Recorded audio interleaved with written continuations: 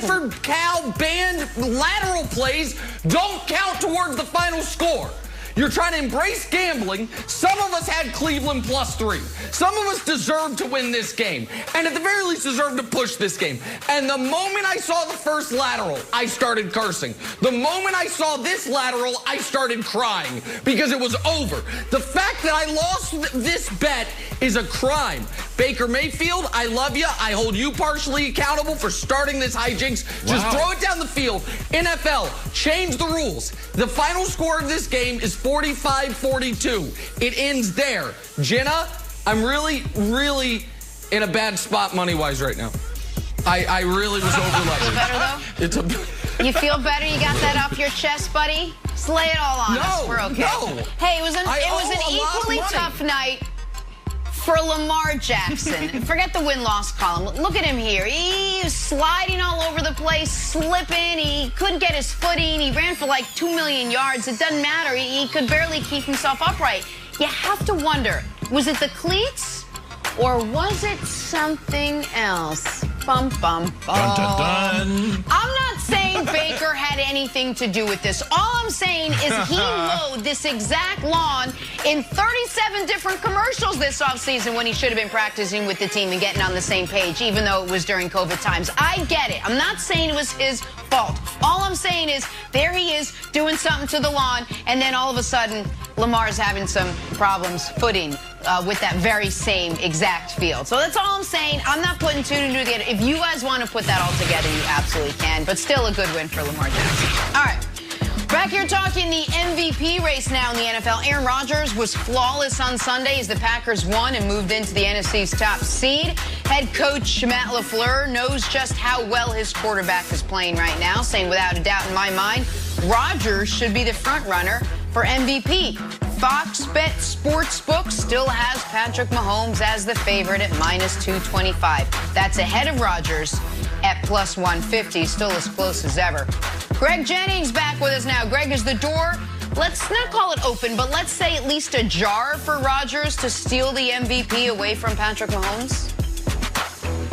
Of course, it's definitely a jar. If he continues to play at the level that he's been playing, I mean, over 3,600 passing yards, almost 40 touchdowns, and only 4 interceptions. And this is the key. When you look at the roster, look at who he's throwing the ball to, and then when you look at Patrick Mahomes, look at the weapons that he has at his disposal. So that's where, for me, again, I know you hate to start to nitpick, but when it's such a close race, you got to look at, okay, who has the better weapons? And Patrick Mahomes, he is phenomenal. He deserves whatever he gets because he goes out every week and he puts up and he performs. But Aaron Rodgers, what he's doing right now, if you take away Devontae Adams, who else are we even naming? Who else are we even mentioning? We can't even really name the other guys, and that's no disrespect to them, but it's a credit to what Aaron Rodgers has been able to do with the personnel that's around him. Yeah, Greg, this door is wide open, and let's go back to what you said. Let's nitpick a little bit. Greg, this is how I had it a couple weeks ago. So go back to week 6, all right? And you guys can throw up the graphic. Go back to week 6 when it started to slide for Russell Wilson. And then he had a couple games where it just didn't look good for him. He was turning the ball over. I had Russell Wilson, and like everybody else, as the MVP. He then, Greg, this is the jet ski. You missed this show, right? We're talking about family vacation and who's leading the way. Everybody loves jumping on the jet ski.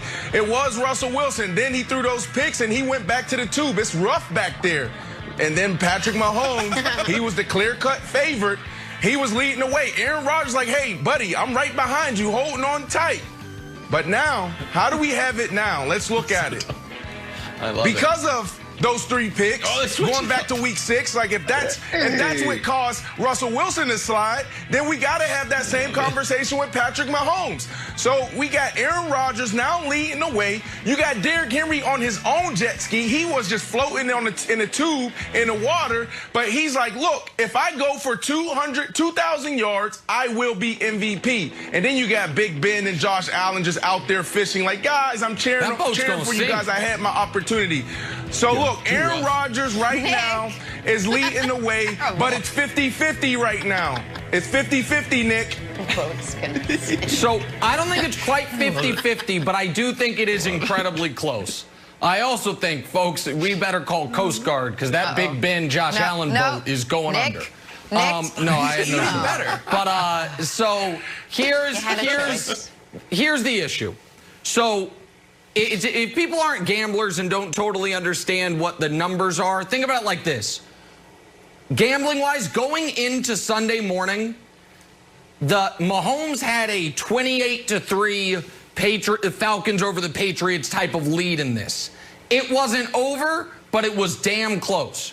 Now all of a sudden, it's a 28-20 lead, and the Patriots have the ball, and you're nervous. Mahomes is still ahead, but oh boy, that thing is wide open. So why is it wide open? Well, because they are essentially tied completion percentage, yards per attempt, and turnovers, total turnovers. Mahomes has the edge in yards. Rodgers has the edge in touchdowns and the edge in rating. They're both #1 seeds in their conference. Mahomes obviously is 1 loss to Rodgers 3. The reason I am giving Mahomes the edge, Wilds, is because they each have had some multi-turnover games this year. Mahomes has 1, the one we just saw. Rodgers has 2, the Colts game and the Bucs game.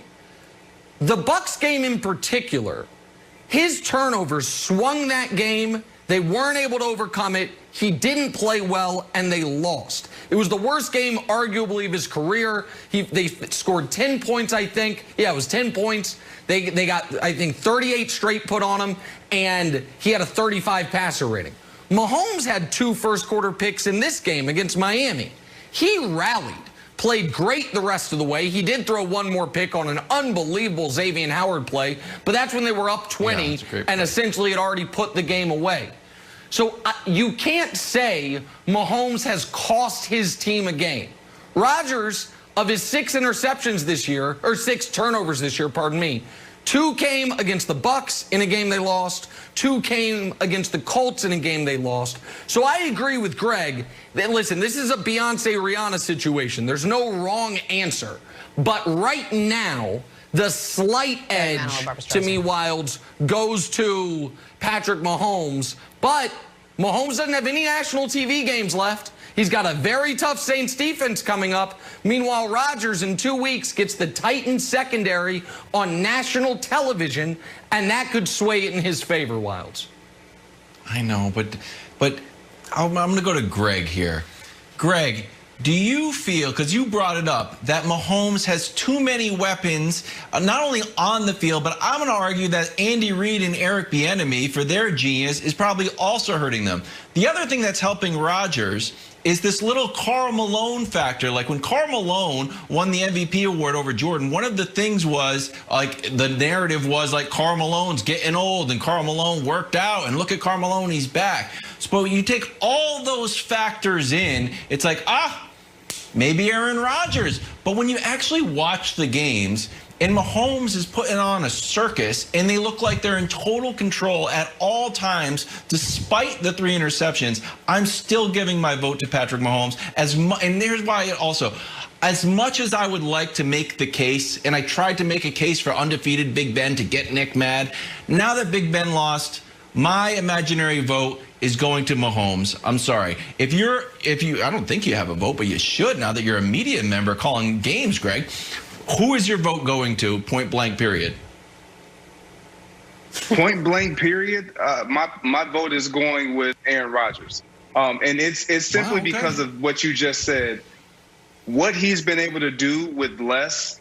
And it's because of the story of he was done. I was critical of him last year. And the year before, he wasn't the same. Even though they were 13-3, he didn't look like this. And this year, he just looks special. And I think with Patrick Mahomes, sometimes we become lulled to sleep. And I'm not a Kansas City Chiefs fan like Nick, to where everything Patrick Mahomes does is just, oh my gosh, it's the best thing since sliced bread, because I've seen some pretty darn good quarterbacks in my day. So when I look at what Aaron Rodgers has been able to do with his team in the conference that he's in, I feel like they have the tougher conference. And when you look at his personnel, I go back to that. You get lulled to sleep with Patrick Mahomes because you have Travis Kelce, you have Tyreek Hill, you have Sammy Watkins, you have all these lists of names. You don't have all these options with Aaron Rodgers. And so you kind of pull for the guy that doesn't have as much. Listen, I love Greg Jennings. I think, by the way, he's been doing a phenomenal job calling games this year, full schedule of games. It's been a delight to listen to you every week. But pardon me if I can't help but point out the irony of Greg Jennings saying, I'm not a Kansas City Chiefs fan like Nick. Here's my unbiased opinion on Aaron Rodgers and the Packers. Don't pay attention to my background of me celebrating a Super Bowl win with Aaron Rodgers and the Packers. I'd run away if I were you too, Greg, because that is a mad, exactly right. Like, listen to Greg Jennings, Mr. Unbiased.